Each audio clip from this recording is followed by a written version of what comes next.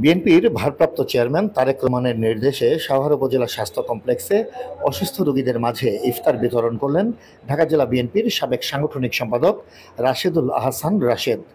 বৃহস্পতিবার সন্ধ্যায় সাভার উপজেলা স্বাস্থ্য কমপ্লেক্সে চিকিৎসাধীন রোগীদের মাঝে বিভিন্ন ইফতার সামগ্রী তুলে দেওয়া হয়। এ সময় সেখানে আরও উপস্থিত ছিলেন ছাত্রদল কেন্দ্রীয় কমিটির সাবেক সদস্য হাসিবুর রহমান খান, সাভার পৌর বিএনপির সাবেক আইন ও বিচার বিষয়ক সম্পাদক অ্যাডভোকেট আনোয়ার হোসেন, সাভার সরকারি কলেজ ছাত্রদলের সাবেক সভাপতি এমদাদুল হক বাবু, ঢাকা জেলা উত্তর ছাত্রদলের সিনিয়র যুগ্ম সাধারণ সম্পাদক রাকিব খন্দকার সহ অন্যান্য নেতাকর্মীরা। দিল, সবাইকে দিল, এটা আমরা খুব খুশি হলাম। উনি যে সবার উপলক্ষে এটা পাঠাইছে, এটা আমরা অনেক আনন্দ বোধ করলাম, খুব ভালো লাগলো।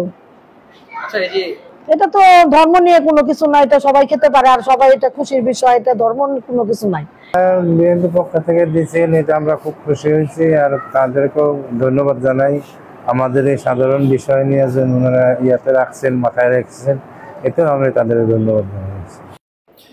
এ সময় রাশেদুল হাসান রাশেদ জানান, বিএনপির ভারপ্রাপ্ত চেয়ারম্যান তারেক রহমানের নির্দেশে আমরা 5 দিন ব্যাপী ইফতার বিতরণ কর্মসূচি হাতে নিয়েছি।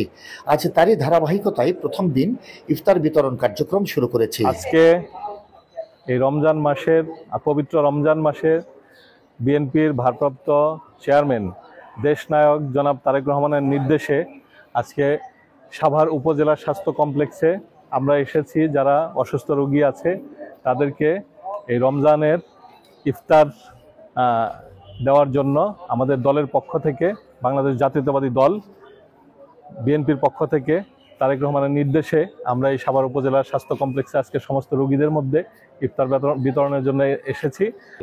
আগামী 20 রোজা পর্যন্ত আমাদের দলীয়ভাবে নির্দেশনা আছে, আগামী 20 রোজা পর্যন্ত এই ইফতারের কর্মসূচিগুলো করা যাবে। আমরা প্রতিদিন 20 রোজা পর্যন্ত ইনশাল্লাহ আজকে থেকে আমরা এইভাবে প্রতিদিন এই ইফতার বিতরণ কর্মসূচি চালিয়ে যাব ইনশাল্লাহ।